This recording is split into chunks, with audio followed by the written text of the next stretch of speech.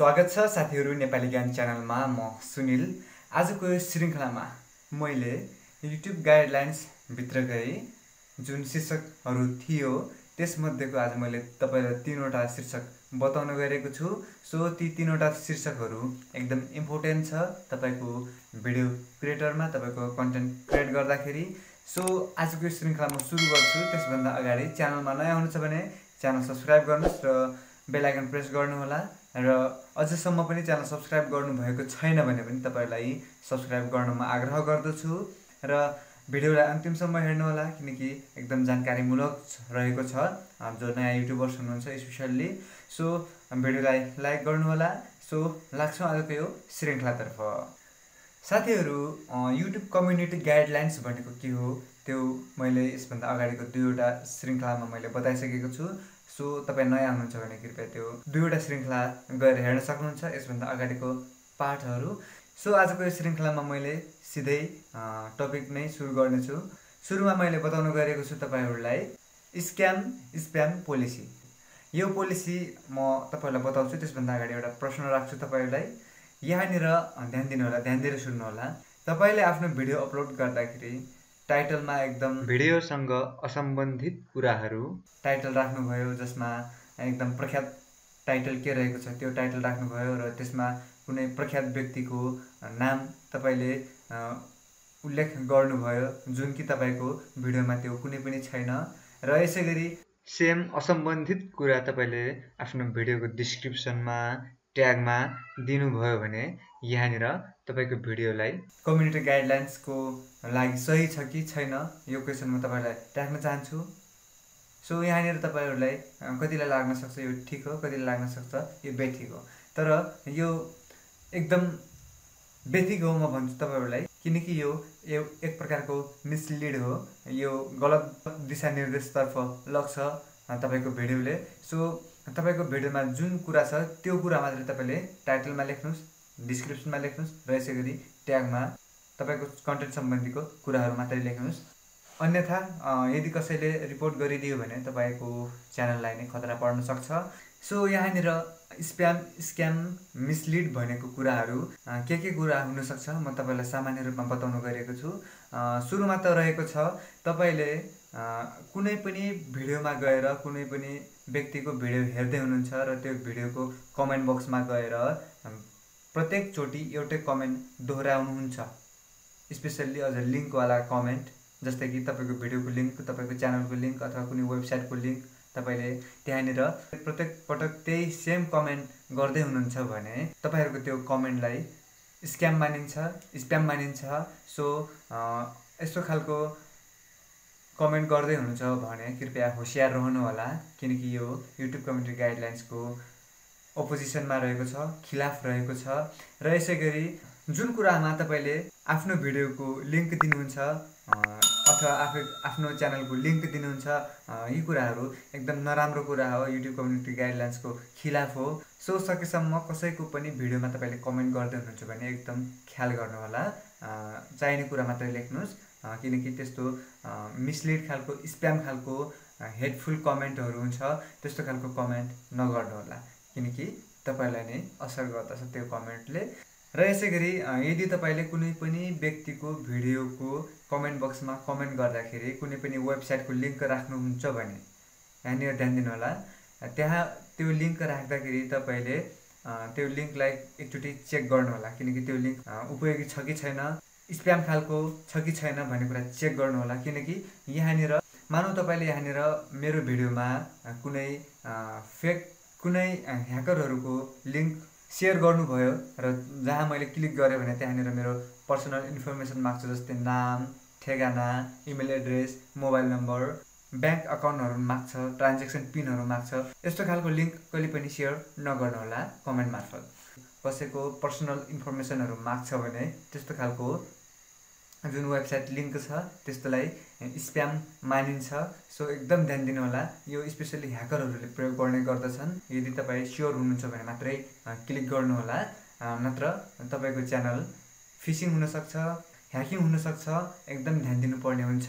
So तपाईले यदि कसैको भिडियोमा अथवा तपाईको भिडियोमा पनि यस्तो खालको कमेन्ट आयो भने एकदम होशियारपूर्वक सावधानी अपनाउनु होला। युट्युबको पोलिसीको खिलाफ रहेको छ यो कुरा म तपाईलाई शेयर गरे पहिलो टपिकबाट आजको यो श्रृंखलाको।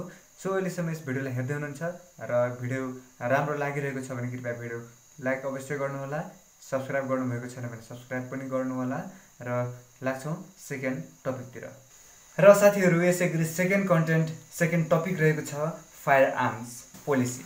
यो पोलिसी अन्तर्गत म तपाईलाई एउटा क्वेसन सोध्न चाहन्छु।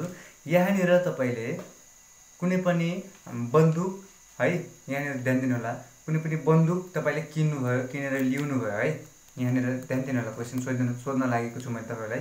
बन्दुक किनेर ल्याउनु भयो र बन्दुकको अनबक्सिङ गर्नुभयो र तपाईले आफ्नो डिस्क्रिप्सनमा कुनै पनि किनेको ठेगाना, कन्ट्याक्ट नम्बर, वेबसाइटको लिंक दिनु भएको छैन भने तपाईको त्यो बन्दुक रिभ्यू गरेको, अनबक्सिङ गरेको के युट्युबको कम्युनिटी गाइडलाइन्स खिलाफ छ त? तपाईको एन्सर यसमा के छ? यो कुरा युट्युब कम्युनिटी गाइडलाइन्सको खिलाफ छ भन्ने एकतर्फ सोच्नु भएको छ होला, किनकि यहाँनिर बन्दुक सो गरिएको छ, रिभ्यू गरिएको छ, अनबक्सिङ गरिएको छ भन्ने लाग्छ होला तपाईलाई। र अर्कोतर्फ यो कुरा कम्युनिटी गाइडलाइन्सको लागि उपयुक्त छ, यसमा कुनै पनि हार्मफुल कुराहरू छैन, खतरनाक कुराहरू छैन, युट्युब कम्युनिटी गाइडलाइन्सको लागि उपयुक्त छ भन्ने कुरा लाग्छ। किनकि यहाँनिर त्यो बन्दुक किनेको ठेगानाहरू, कुनै पनि लिङ्कहरू छैन भन्ने कुरा यहाँनिर लाग्न सक्छ। सो यहाँनिर म एन्सर बताउन गएको छु। यहाँनिर दोस्रो वाला राय ठिक छ, किनकि यहाँनिर तपाईले बन्दुकलाई चाहिँ रिभ्यू गर्नुभयो है, अनबक्सिङ गर्नुभयो, तर तपाईले कुनै पनि त्यसको बन्दुक किनेको ठेगानाहरू, वेबसाइट लिङ्कहरू तपाईले सेयर गर्नुभएको छैन भने यस्तो खालको कुरालाई युट्युब कम्युनिटी गाइडलाइन्सले एक्सेप्ट गर्छ।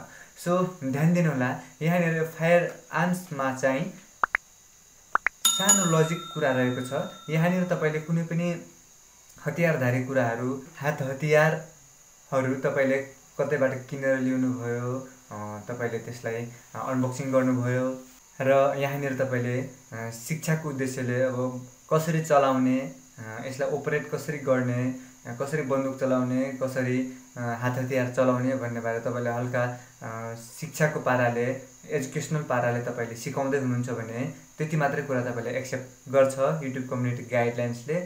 यहाँनिर के कुरामा एक्सेप्ट गर्दैन, के कुरामा तपाईलाई अनुमति दिँदैन युट्युब कम्युनिटी गाइडलाइन्स भनेपछि यहाँनिर तपाईले कुनै पनि हात हतियार, कुनै पनि फायर आर्म्सहरू बनाउन सिकाउन पाउनु हुँदैन, कसरी बनाउने भनेर सिकाउन पाउनु हुँदैन, यसै गरी त्यसलाई कन्भर्ट गर्न पाउनु हुँदैन, परिमार्जन गर्न पाउनु हुँदैन, जसलाई मोडिफाई गर्न पाउनु हुँदैन, यसै गरी तपाईले त्यो जडान गर्न पनि सिकाउन पाउनु हुँदैन। सो यो कुराहरू एकदम ध्यान दिनु होला। तपाईले खाली त्यसलाई अनबक्सिङ गर्न, रिभ्यू गर्न मात्रै पाउनुहुन्छ र एजुकेसनल पर्पजले कसरी चलाउने हो त्यति मात्रै कुरा गर्न पाउनुहुन्छ। र ती हात हतियारको बारेमा तपाईले इतिहासहरू, हिस्टोरीहरू तपाईले एजुकेसनल पर्पजले, शिक्षाको उद्देश्यले प्रस्तुत गर्न पाउनुहुन्छ तपाईको कन्टेन्टमा। अन्यथा तपाईको कन्टेन्टलाई यहाँनिर हार्मफुल मानिन्छ, डेन्जरस मानिन्छ। र साथसाथै यहाँनिर तपाईले रिभ्यू गर्दाखेरि, अनबक्सिङ गर्दाखेरि, टिच गर्दाखेरि, सिकाउँदाखेरि यहाँनिर वेबसाइटको कुनै पनि लिङ्क हुनु हुँदैन, साथै त्यो बन्दुक अथवा हतियारधारी चिजहरू कहाँबाट ल्याउनु भएको त्यो कुराहरूको ठेगाना यहाँनिर कुनै पनि राख्नु हुँदैन, नत्र तपाईको भिडियोमा फ्ल्याग लाग्न सक्छ, रिपोर्ट लाग्न सक्छ, किनकि तपाईको कन्टेन्ट युट्युब कम्युनिटी गाइडलाइन्सको अपोजिसनमा हुनेछ। सो यसै गरी लाग्छौँ तेस्रो टपिकतर्फ।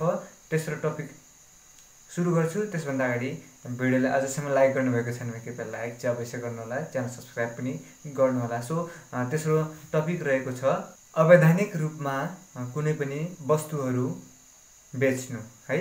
यहाँनिर ध्यान दिनु होला, यो पोलिसीमा चाहिँ के कुरा रहेको छ भनेपछि तपाई यदि आफ्नो कन्टेन्ट मार्फत, आफ्नो भिडियो मार्फत यहाँनिर अवैधानिक इलिगल कुराहरू जस्तै कि लागु औषध कुराहरू, यसै गरी गाजाका कुराहरू, यसै गरी प्रिस्क्रिप्सन बिनाको औषधिहरू तपाईले यहाँनिर बेच्नुहुन्छ भने तपाईलाई यहाँनिर युट्युबको कम्युनिटी गाइडलाइन्सको बरखिलाफ रहेको छ। सो एकदम ध्यान दिनु होला।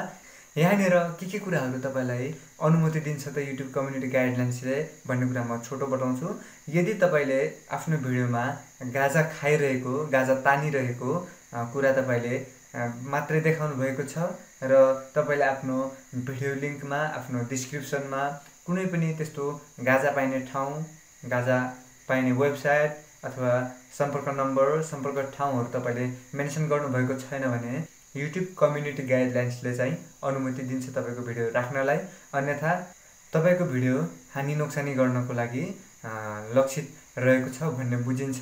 किनकि तपाईले आफ्नो भिडियोमा सम्पर्क नम्बर, वेबसाइटहरू अथवा कन्ट्याक्ट नम्बरहरू दिनुभयो भने त्यो लिंकबाट, त्यो कन्ट्याक्ट नम्बरबाट अरू व्यक्तिहरू पनि गएर त्यहाँनिर दुर्व्यसनमा लाग्नेछन् भन्ने कुरा यहाँनिर YouTube कम्युनिटी गाइडलाइन्सले बताइरहेको हुन्छ। सो यो कुराहरू ध्यान दिनुहोला।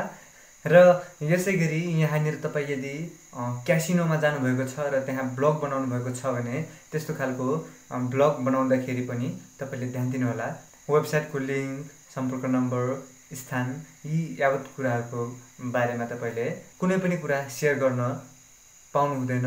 यदि शेयर गर्नु भयो भने तपाईको भिडियोमा, तपाईको कन्टेन्टमा फ्ल्याग लाग्न सक्छ। र साथसाथै यहाँनिर अरू कुराहरू पनि छ जुन YouTube कम्युनिटी गाइडलाइन्सले अनुमति दिँदैन।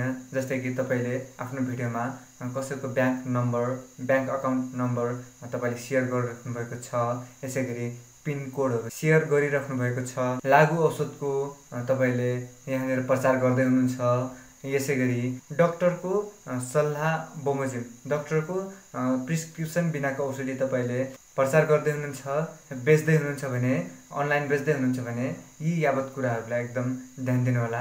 किनकि यहाँनिर YouTube कम्युनिटी गाइडलाइन्सले खतराको संकेतले लिन्छ। सुरक्षाको परिधिभन्दा बाहिरको कुरा हुन्छ। सो आफ्नो भिडियो, आफ्नो कन्टेन्ट बनाउँदाखेरि केयरफुल भएर, होशियार भएर बनाउनु होला, नत्र तपाईको च्यानललाई नै खतराको घण्टी बज्न सक्छ। सो साथीहरु, आज मैले तपाईहरुलाई बताए 3वटा टपिक। पहिलो टपिक बताएको थिए स्प्याम, स्क्याम, मिसलिड पोलिसी र यसैगरी दोस्रो बताएको थिए फायरआर्म्स पोलिसी। यसैगरी तेस्रो रहेको छ सेल अफ इलिगल और रिलेटेड गुड्स पोलिसी। सो यी 3वटाको बारेमा मैले आफूलाई लागेको कुराहरू सकेसम्म शेयर गर्ने कोसिस गरिरहेको छु। आजको श्रृंखला कस्तो लाग्छ कृपया कमेन्ट बक्समा अवश्य छोड्नुहोला र भिडियो मन परेमा लाइक अवश्य गर्नुहोला र च्यानल सब्स्क्राइब गर्नुभएको छैन भने पनि च्यानल सब्स्क्राइब गर्नुहोला।